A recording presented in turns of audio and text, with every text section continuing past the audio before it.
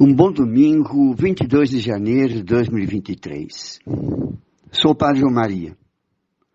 Após meses sem apresentar uma análise de conjuntura, a pedido de muitas pessoas neste começo do ano, pretendo retomar essa prática.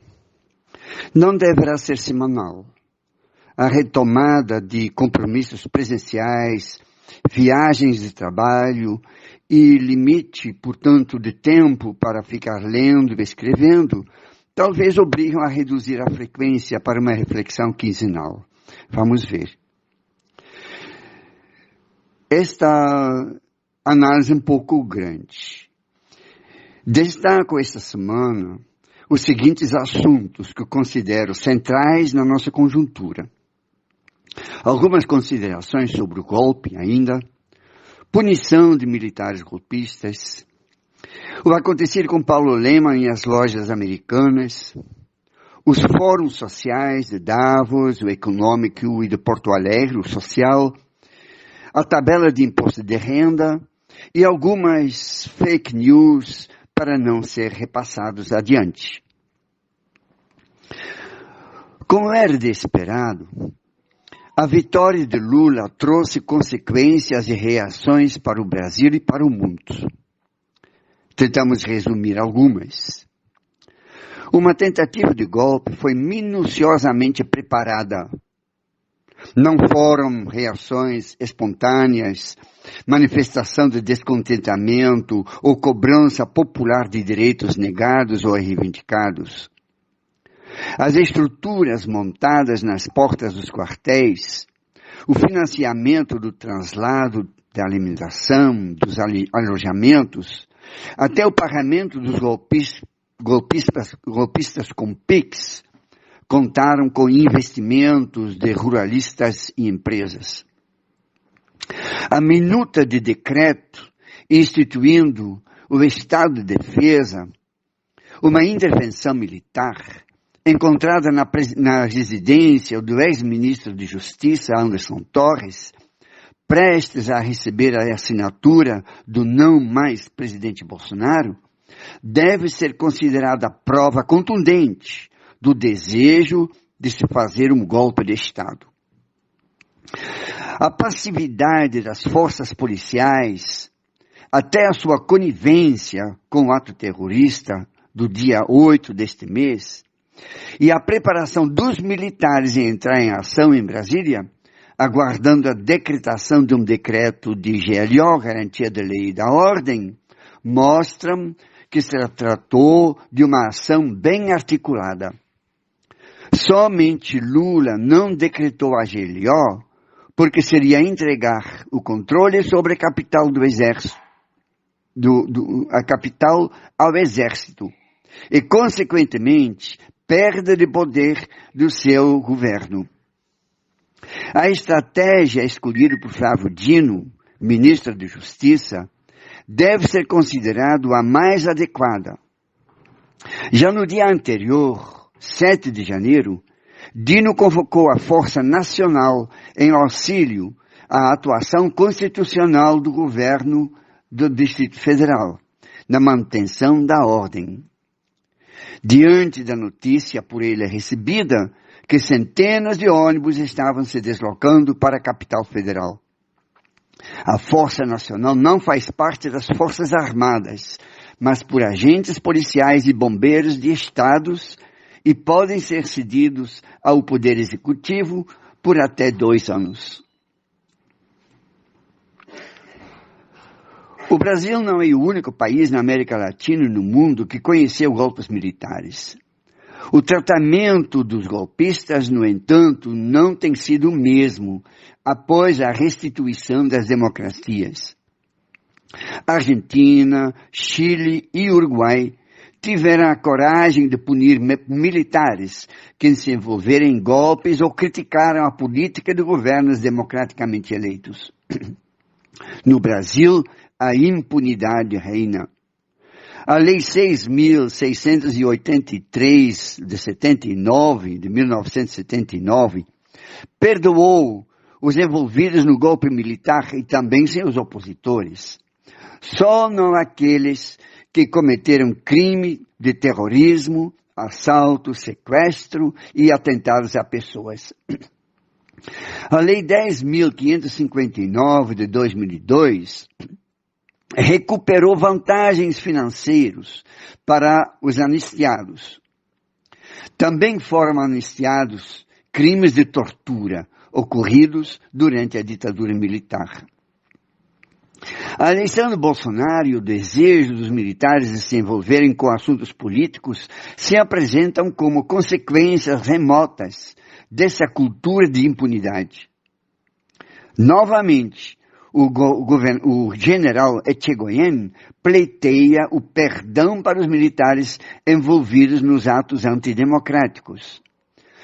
Não seria o papel da sociedade cobrar sua punição exemplar?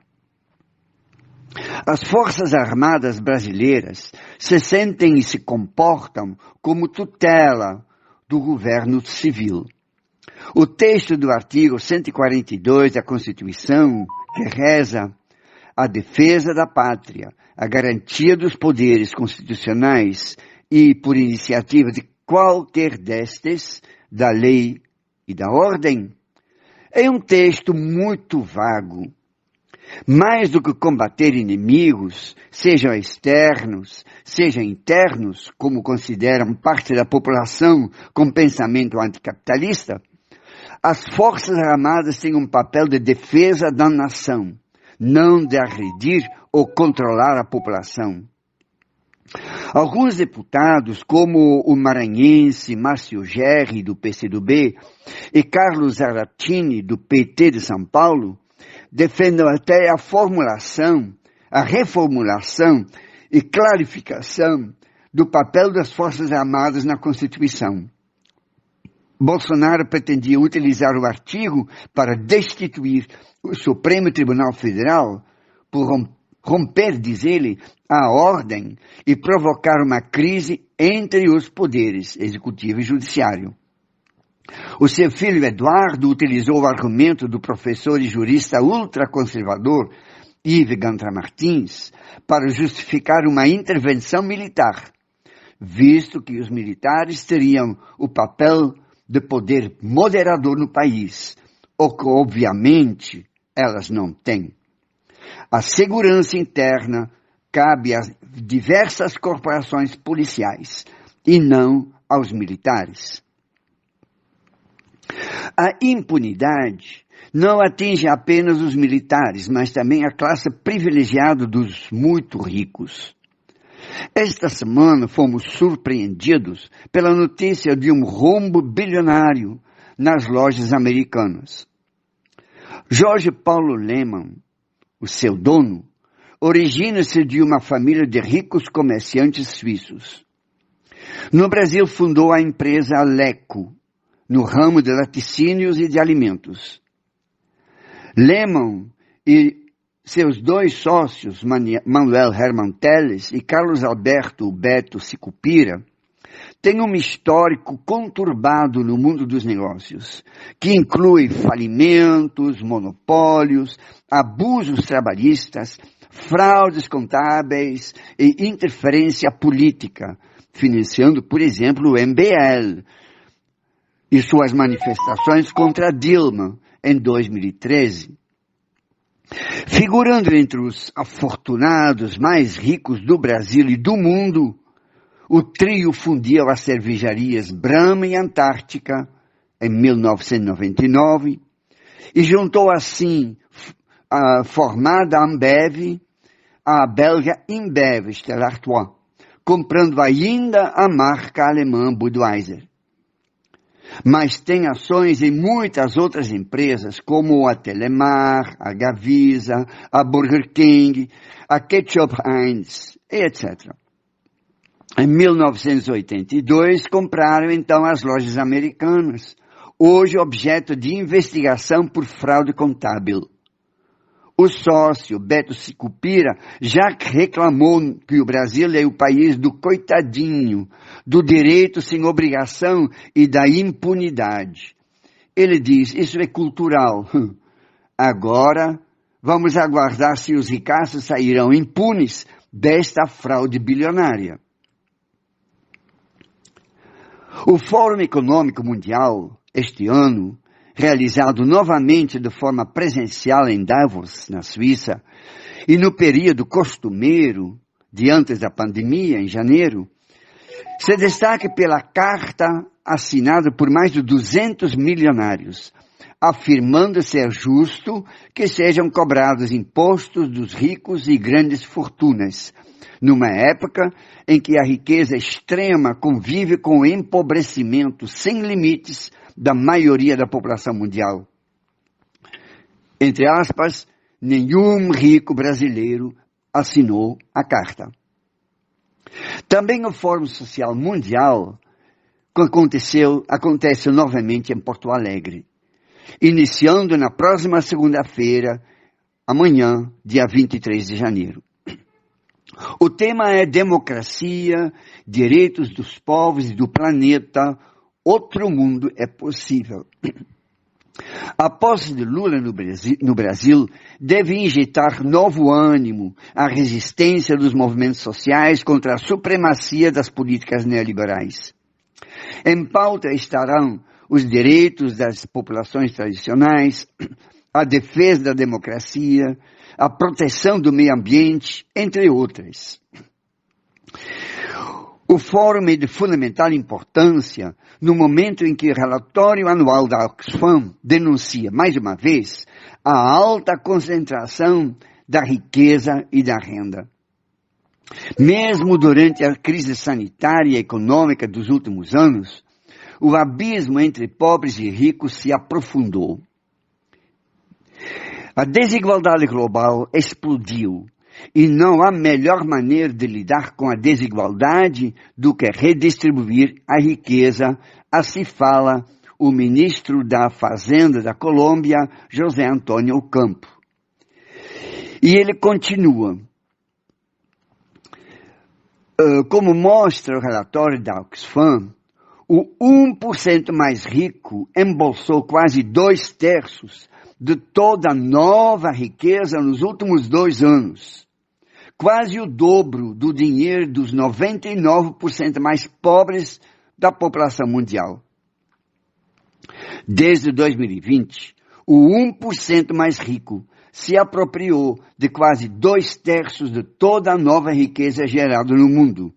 6 vezes mais do que os 7 bilhões de pessoas que formam o resto mais pobre da humanidade. E continuam circulando muitas falsas mensagens, as fake news. Destacamos algumas. Diz, Lula não ajustou a tabela de imposto de renda. É mentiroso porque, sendo promessa de campanha de Bolsonaro em 2018, reiterada na sua campanha do ano passado, ele não teve nenhuma iniciativa para rever o mínimo de renda para pagamento de imposto. Assim, em 2023, quem ganha acima de 1,5 salário já será taxado. A última correção foi feita por Dilma, em 2015. O salário mínimo era, naquele tempo, R$ 788 e estava isento quem ganhava até R$ 1.903,98. Com o salário mínimo elevado a R$ 1.302, a faixa de isenção não foi alterada por Bolsonaro, que elaborou o orçamento de 2023 com base numa receita de 328 bilhões deste imposto de renda. Se mudar a arrecadação, Lula não teria como honrar seus compromissos administrativos. A alternativa é, como diz Fernando Haddad, acertar a tabela de imposto de renda para 2024 e adequar o orçamento a esta nova arrecadação, incluindo e aumentando as alíquotas para os mais ricos. Novos impostos não podem ser cobrados no mesmo ano em que foram instituídos, ou seja, o governo está de mãos atadas. Outra mensagem falsa acusa Lula de ter dinheiro no Banco do Vaticano. E conforme a circulação de outras mensagens mentirosas, o Papa Francisco estaria disposto a acabar com a Bíblia. Existe coisa mais inacreditável e mentirosa? Vamos nos proteger e não divulgar à toa mensagens sem conhecer suas origens e pesquisar a sua veracidade. O que não é fake é a situação dos Yanomamis em Roraima, que deve nos emocionar a todos. Outra prova do genocídio do Bolsonaro e sua laia no governo.